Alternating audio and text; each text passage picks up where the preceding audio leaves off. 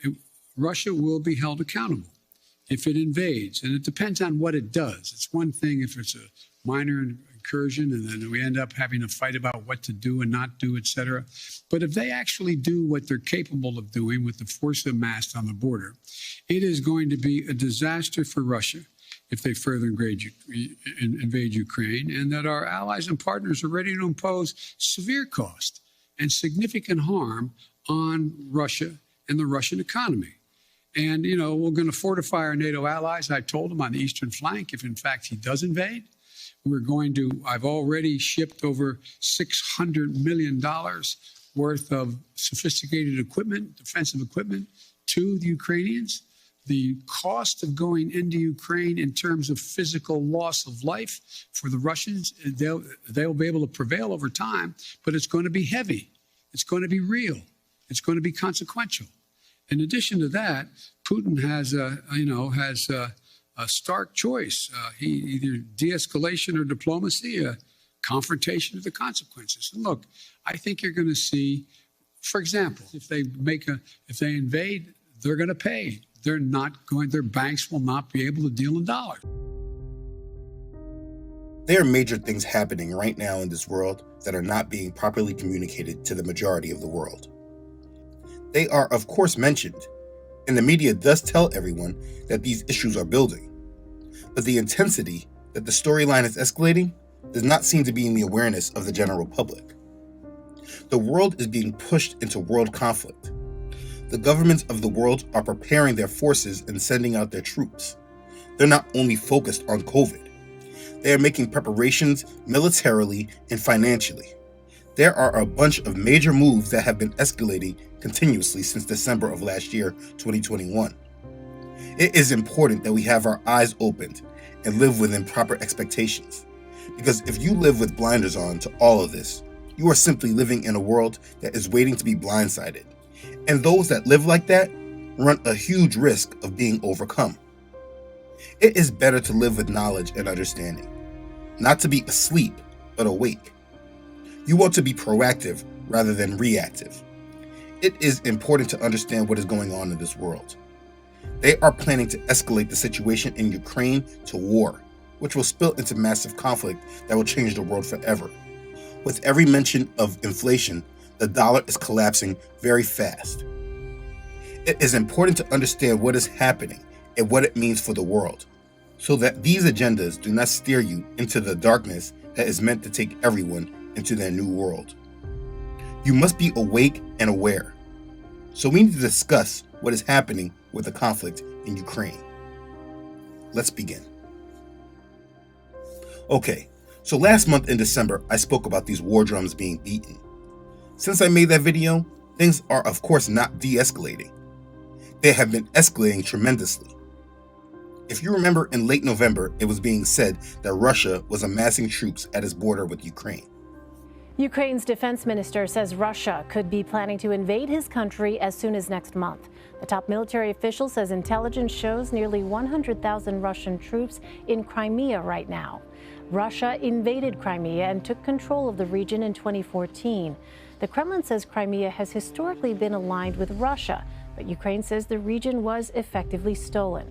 Either way, the troop buildup near the border is getting the U.S. and other Ukrainian allies to take notice.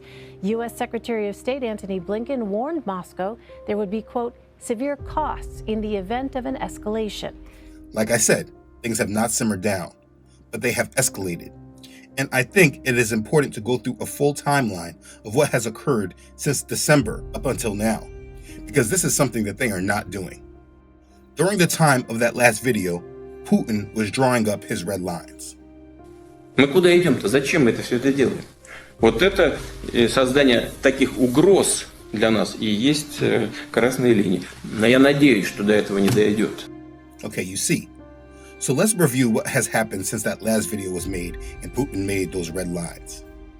Shortly after that video, Biden said he's not accepting Putin's red lines. Now to President Biden, who now says he will not accept Vladimir Putin's red line in Ukraine as Russia increases troops along the border. What I am doing is putting together what I believe to be will be the most comprehensive and meaningful set of initiatives to make it very, very difficult for Mr. Putin to go ahead and do what people are worried he may do. But that's in play right now. Now, White House Press Secretary Jen Psaki would not elaborate much on that. She said they are considering economic tools, economic sanctions. When she was asked if any of those initiatives are military in nature, she sidestepped. Now, so just a few days later, Biden and Putin held this virtual diplomatic conversation that was very clearly made for political theater. After this call, here in the United States, they propped up Joe Biden as playing hardball with Putin. We're going to turn now to the high-stakes showdown with Russia. They're massing troops near Ukraine's border, and President Biden, in a video meeting, warned President Putin of serious consequences if he launched an invasion. When this was all over, National Security Advisor Jake Sullivan called the meeting useful, but he says the White House still doesn't believe Putin has decided whether he will invade Ukraine. So officials are now saying the president laid out the consequences if Putin does decide to go through with this. We're talking about everything from strong economic measures to sending more weapons and military supplies to the region. As for American troops, Sullivan is telling me they expect allies to request additional support from troops in the region and that the U.S. will help. So here's where we are right now, George. Both the Kremlin and the White House say aides on both sides are going to continue this conversation, and President Biden is expected to speak with the president of Ukraine tomorrow.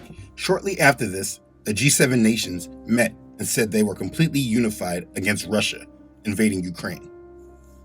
A festive welcome to Liverpool, belying the deadly serious nature of this meeting. G7 foreign ministers gathering while a crisis is growing over Russia and Ukraine. Britain's Foreign Secretary Liz Truss urging her counterparts to show unity. We need to defend ourselves against the growing threats from hostile actors, and we need to come together strongly to stand up to aggressors who are seeking to limit the bounds of freedom and democracy. Aggressor number one is Russia. It's now thought to have at least 100,000 troops on or near its border with Ukraine. And inside Ukraine, Russian-backed rebels are preparing for deepening hostilities, while their patron in Moscow keeps the world guessing. Vladimir Putin may be a seasoned veteran of realpolitik. The foreign ministers of the world's leading democracies aren't. 5 of the 7 meeting here have been in the job for less than a year. There's a lot at stake here. Can the G7 find the unity to deter Russia from aggression in Ukraine? But it's not just Russia. This is a test for the West that China and Iran will also be watching closely. But so far, the G7 seems to be having trouble finding its voice. As they left, only the EU's foreign policy chief talked to cameras, claiming G7 unity on Russia. Today has been the occasion for the big democracies in the world to stand together behind Ukraine, supporting its sovereignty and its territorial integrity in front of any challenge, any threat that can come from Russia.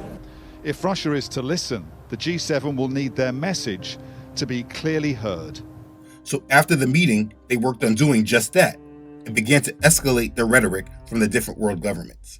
As we see Russian forces massing on the Ukrainian border, can we be reminded that Russia is also continuing cyber attacks, attempted assassinations, using gas as a political weapon, holding illegally territory in the Crimea, in Georgia, intimidating the West, and interfering in Western elections? How much does the government understand that President Putin is conducting a hybrid war against the West? And how is the government responding to it?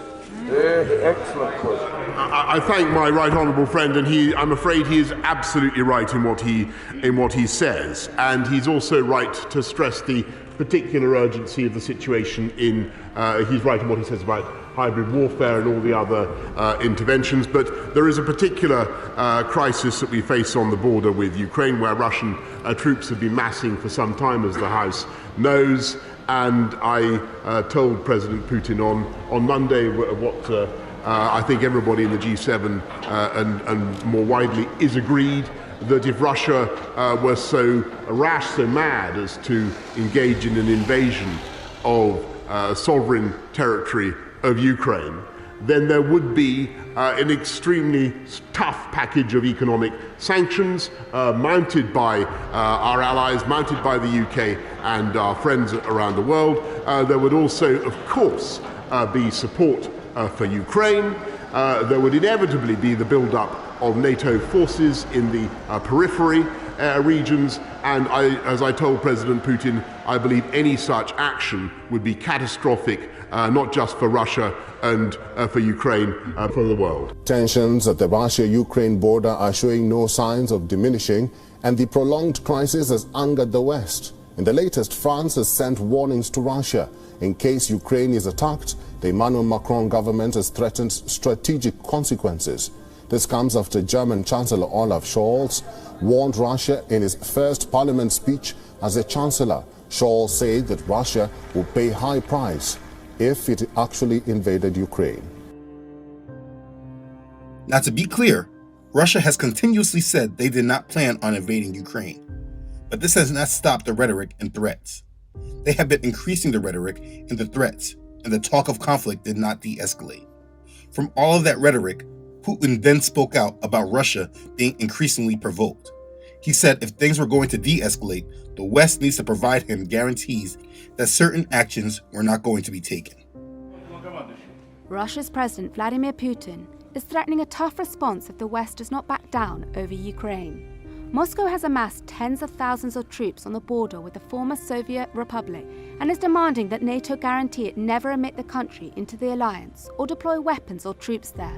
Speaking to military officials in Moscow on Tuesday, Putin said Russia had no room for retreat.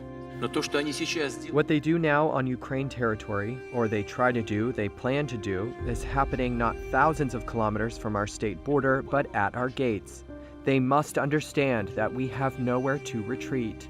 Armed conflicts and bloodshed are absolutely not something we would choose. We do not want such a scenario. We want to solve problems using political and diplomatic tools, but also to have explicit, understandable, well-defined legal guarantees. The US on Tuesday said it was preparing talks with Putin over his security concerns, but many of the Russian leader's demands are seen as non-starters by Washington and its partners. Karen Donfried, the US State Department's top diplomat for Europe, said Washington would continue to send military equipment and supplies to Ukraine. President Putin openly wielding a diplomatic carrot and stick at his news conference today. New satellite images this week show Russia's continuing military escalation on Ukraine's border.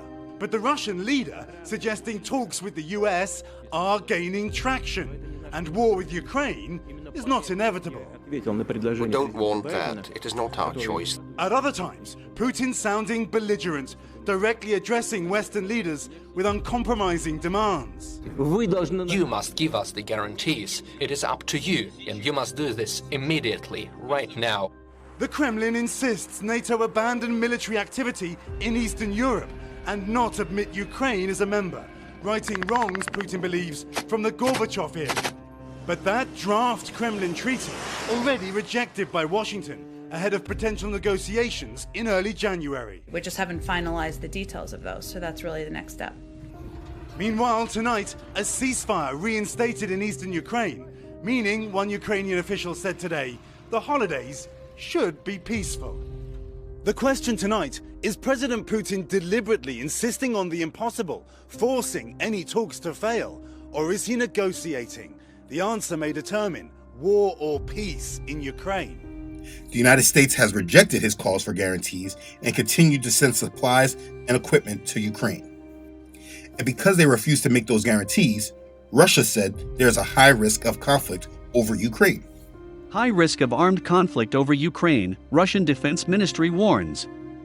Russia's deputy defense minister warned foreign ambassadors of a high risk of conflict between the country and its neighbor Ukraine one day after President Vladimir Putin threatened diverse military and technical responses if the West doesn't address his stated concerns. These latest messages from Moscow are the kind that have had US and other Western officials on edge that Putin will launch an assault on Ukraine, even after President Joe Biden warned him doing so would bring massive penalties. And Putin requested another talk with Biden. This talk happened at the end of 2021. President Biden is gearing up for a high-stakes phone call with Vladimir Putin later today as tensions escalate between the U.S. and Russia over Ukraine. The White House says Moscow requested the call. We know this will be the second time this month the two leaders have spoken.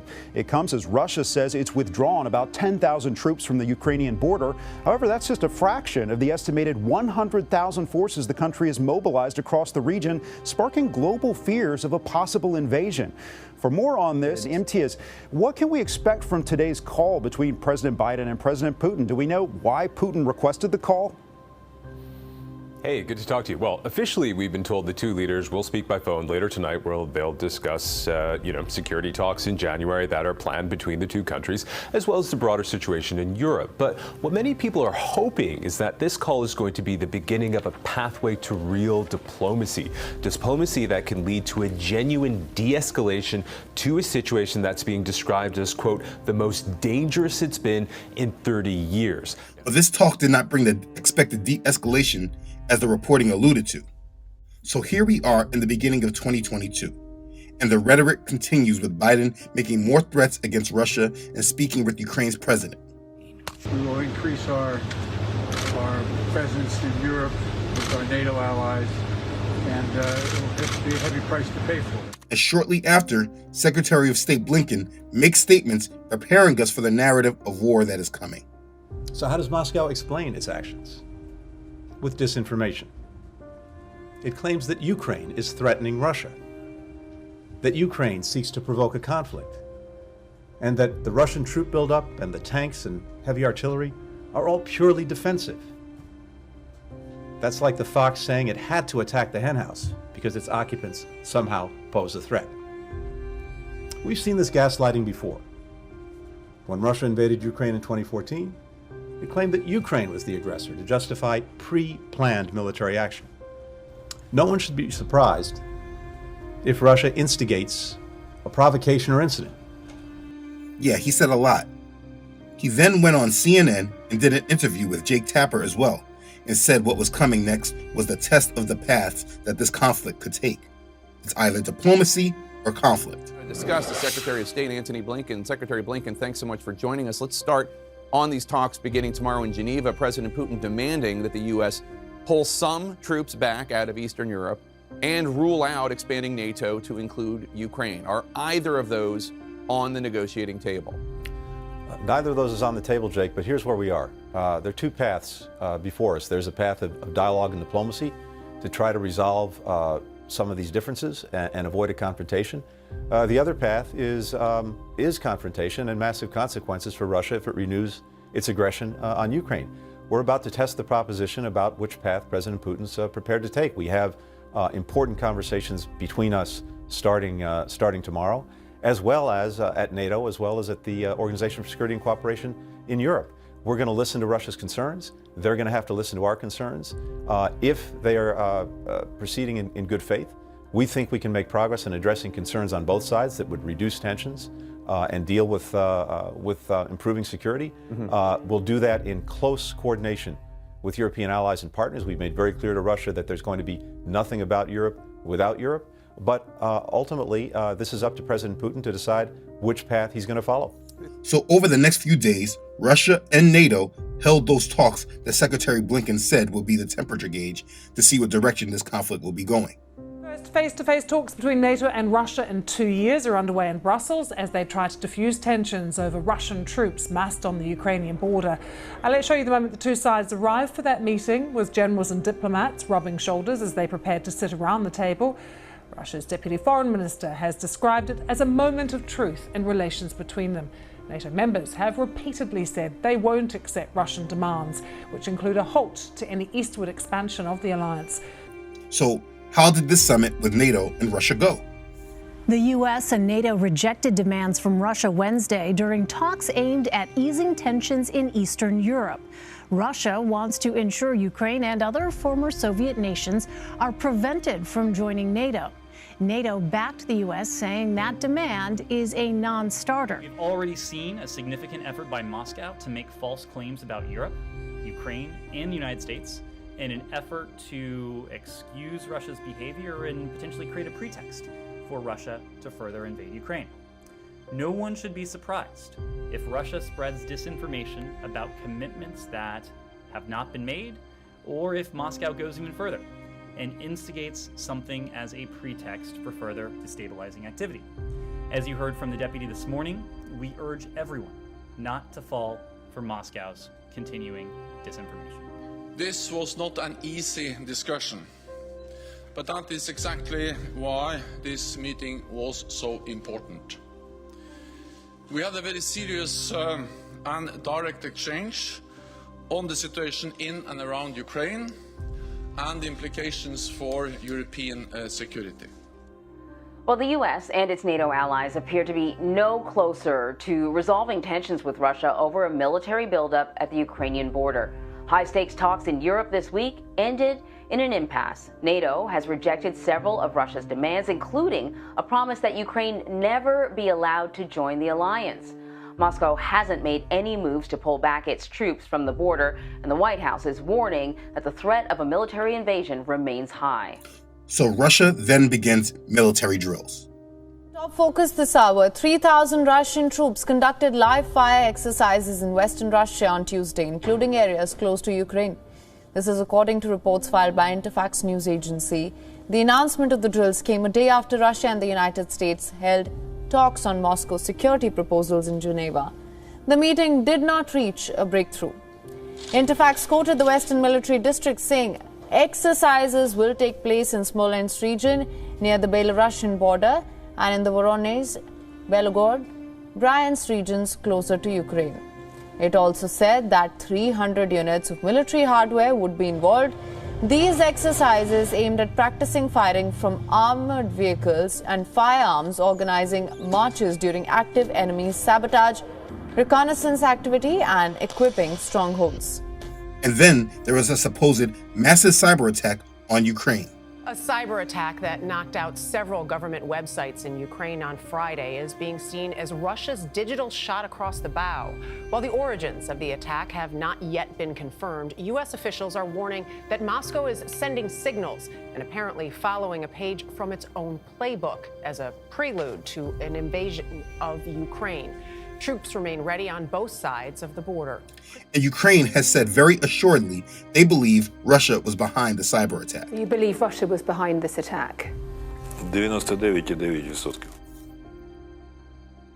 So now we are in this current week of January 17th. And the week has started with pure escalation and anticipation for war, which has sparked me to put this all together. The United States has said that this Russian conflict is imminent and is set to begin within the next 30 days or so.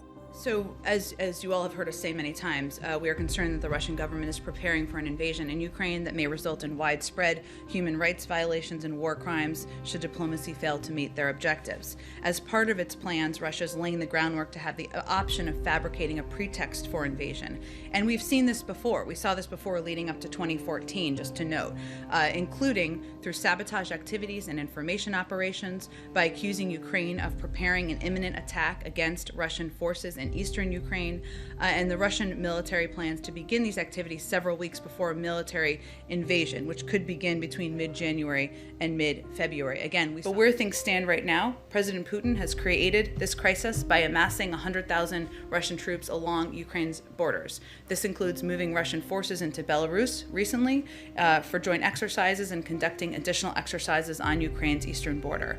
So let's be clear. Our view is this is an extremely dangerous situation. We're now at a stage where Russia could at any point launch an attack in Ukraine.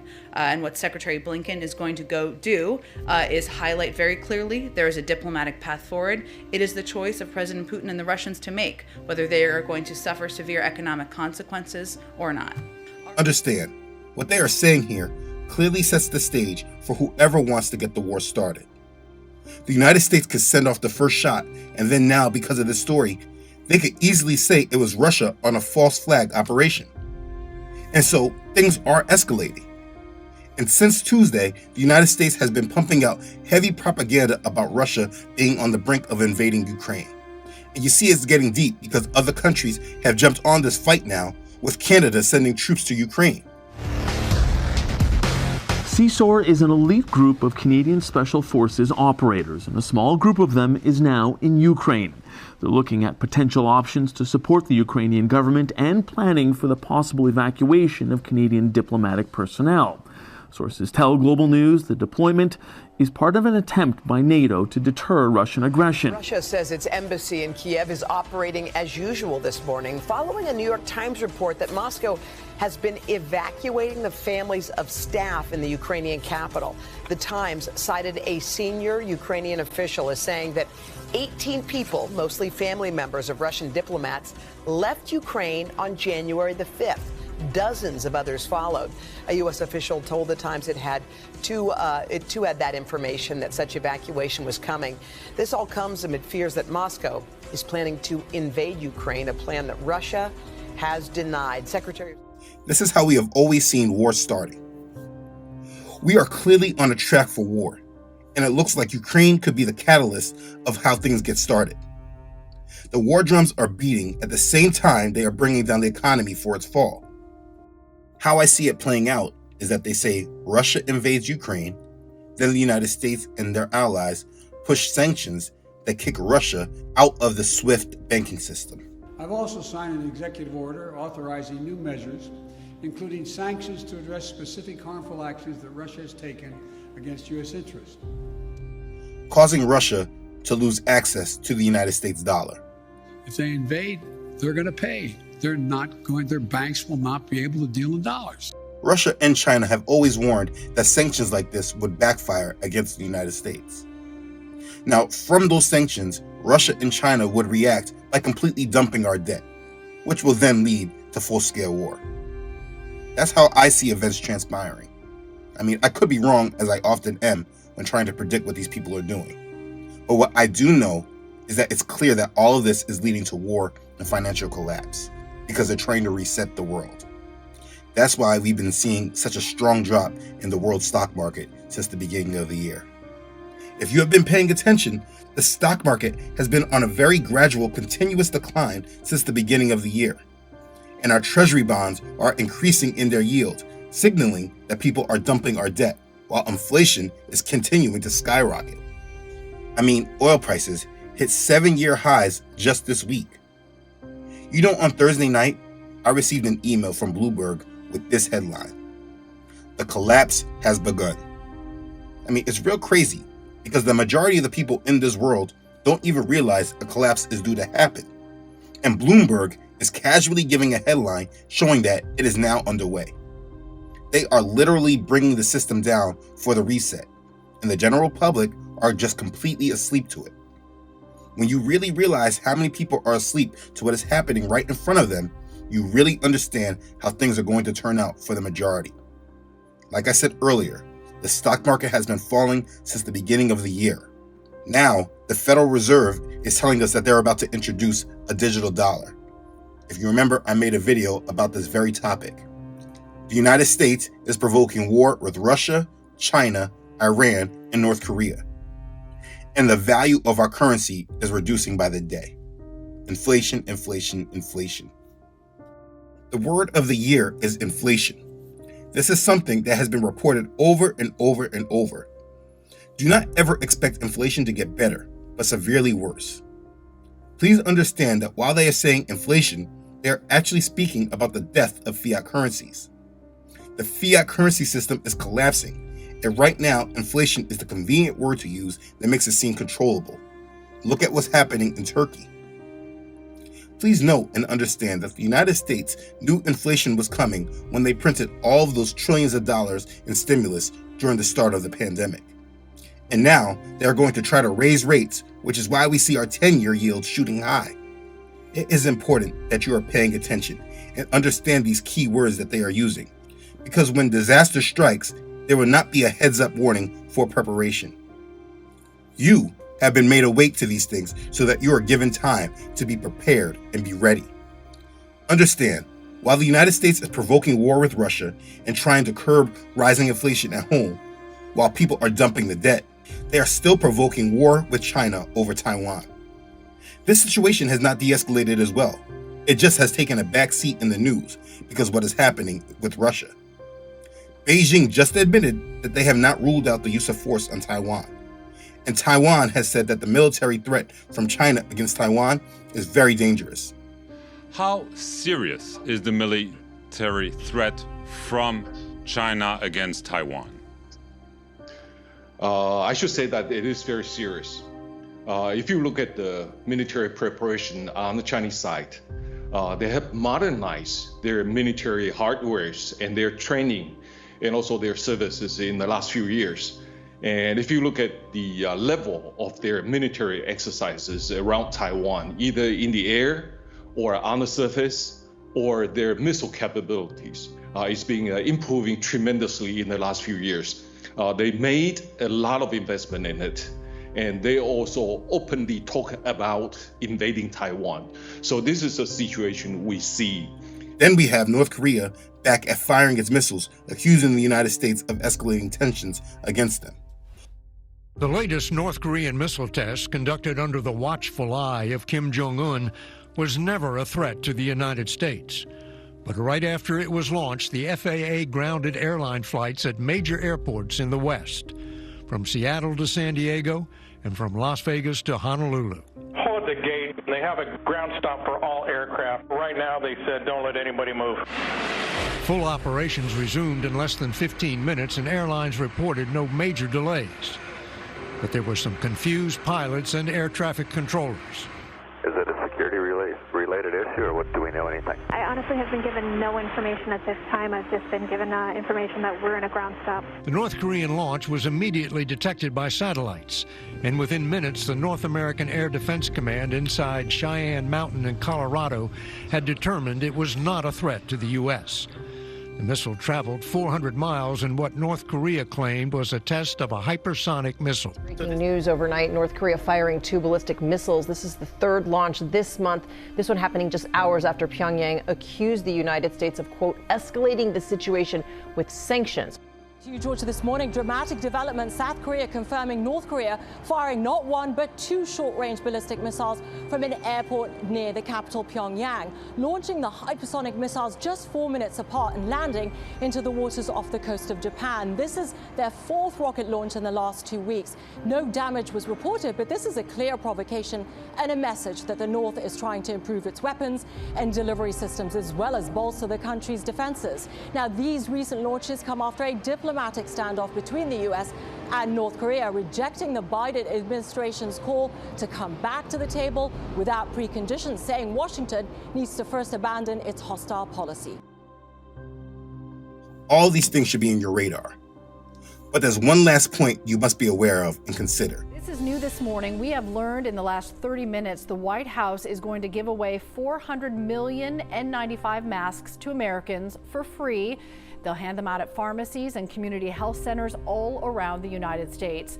The masks will be available sometime next week. The program will be fully up and running by early February. The White House said the free masks are the largest deployment of personal protective equipment in the United States history. Right now, you can order your free at-home COVID tests online. The White House officially launching its federal website this morning. It opened up yesterday at a limited capacity for a test phase. The tests will ship to your home within 7 to 12 days. The website, covidtest.gov. Biden has sent out free masks and free home COVID tests at a time where the feeling is that this pandemic should be going away. Or maybe the feeling of this pandemic going away is just how I feel, because all of this is just crazy stupid to me. Either way, them sending out these free tests and free masks says to me that the worst of this agenda is not over. The 500 million, 500 million tests that are in the process of being acquired to ship to you homes for free. Today, I'm directing my team to procure an additional 500 million, additional 500 million more tests to distribute for free. I mean, 1 billion tests in total to meet future demand. I expect the real part of this agenda to start taking place as they really start rolling out this new technology. I can't even say it today because you get censored. This morning, as AT&T and Verizon are launching their new ultra-fast 5G wireless service nationwide. So they have sent out the mask and the home test in anticipation for something greater. If you expect the worst from these people, When things happen, you don't allow yourself to be sucked in to their plans. I believe it is very naive thinking to believe that they are sending out free masks and free home COVID tests at a time where they believe that the whole pandemic is de-escalating and going away. I think that's naive. It is important to understand what is going on, because while all these reports are being spread, the coverage is not very comprehensive, allowing the general public to have proper expectations of what is to come. We are moving towards war, and peace will be moved from the earth. We are at the beginning of sorrows. Yahushua told us of these things to come in Matthew chapter 24. It's important to understand his warnings and what he has said. Take heed that no one deceives you, for many will come in my name, saying, I am the Messiah, and will deceive many. And you will hear of wars and rumors of wars. See that you are not troubled, for all these things must come to pass, but the end is not yet. For nation will rise against nation, and kingdom against kingdom. And there will be famines, pestilences, and earthquakes in various places. All these are the beginning of sorrows. That's Matthew chapter 24, verses 4 through 8. Whatever happens, whether it is war, economic collapse, a high resurgence of what they call the virus, whatever it is, make preparations to be inside your homes for extended lengths of time. Make sure you have a proper supply of food and water in your home. Try to make it so that you do not need to go to the store for emergencies. I have made a video about preparing for the collapse. The link will be at the end of the video.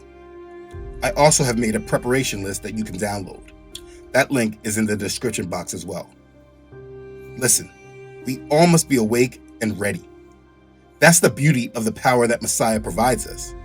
The world is asleep, living in this strong delusion, and they can't see through the web of lies, distractions, and manipulations. But we are not asleep, and we are given understanding and discernment so that none of this is able to overcome us. These events are made to come upon us suddenly, without warning.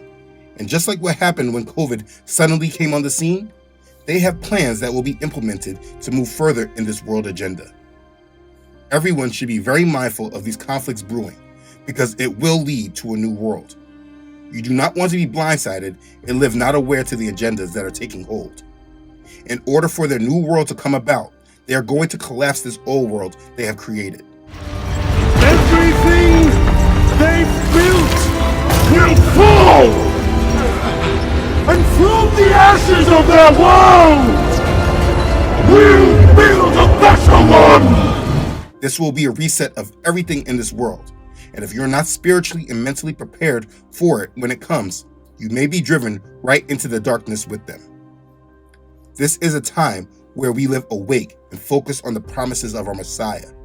We live in his commands and do not let his day come upon us as a thief in the night.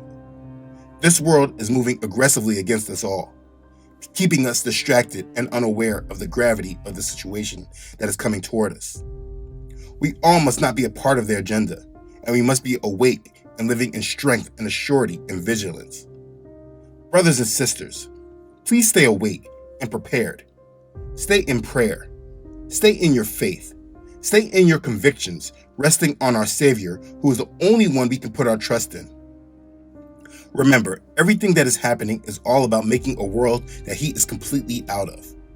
If you stay in him, resting and trusting on his promises, not living asleep to the world in front of you, you will overcome and endure over these things to come. You are now up to date on the narrative at hand. Stand up strong in your faith and be ready and be one that overcomes, because he has given you the power to do so. But take heed to yourselves, lest your hearts be weighed down with carousing, drunkenness, and cares of this life, and the day come upon you unexpectedly. For it will come as a snare on all those who dwell on the face of the whole earth. Watch therefore, and pray always, that you may be counted worthy to escape all these things that will come to pass, and to stand before the Son of Man. That's Luke chapter 21, verses 34 through 36. He told you very clearly. It is your job and duty to keep your heart and soul connected to Messiah. Keep your eyes fixed upon him, and let go of the cares of this life. Do not let his day come upon you unexpectedly, and he will take care of all that you need if you let him guide you through it all. You have been made awake and aware so that you can right now learn to trust him and rest on him. Make that your priority and put it into action now. Rest on him and trust in him. Live your life only for him, and you will be ready. Be blessed. Praise Yah. Okay, thanks again for watching. I really hope this helps you. If this has blessed you and you think it will bless others, please don't forget to like this and share it with others. If you haven't done so already, please don't forget to subscribe to this channel. Elohim willing, I try to upload every week. Don't forget to follow this ministry on Facebook and Instagram, as well as on my website, truthunedited.com. As always, I really would like to thank all those who support this ministry. You know who you are. Your contributions have been an extreme blessing to this ministry, and I'm very thankful for you. Thank you for being a blessing and your continued support to this mission. Okay, thanks again for watching, everyone. I love you all.